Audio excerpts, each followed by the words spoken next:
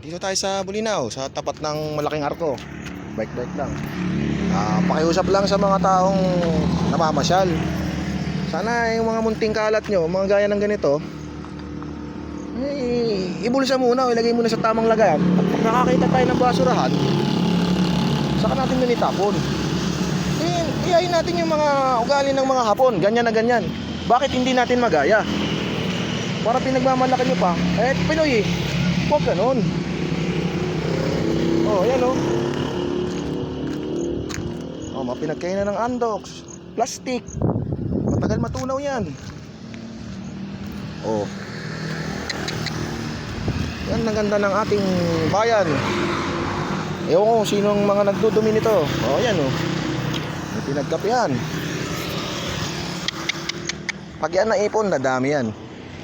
Sayang ang ating ganda. May umiipag, ginawang kubita dito. Yan ay nako, let's go. Gusto mo pulutin pa natin to lagyan sa basurahan. Yan, wag na. Paala nang mag-i-install dahil hindi ko na kaya yan.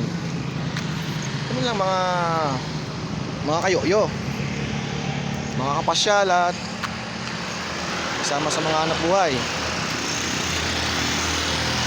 Sige, iwan ko na kayo at pagpatuloy ko ang aking pagbabike.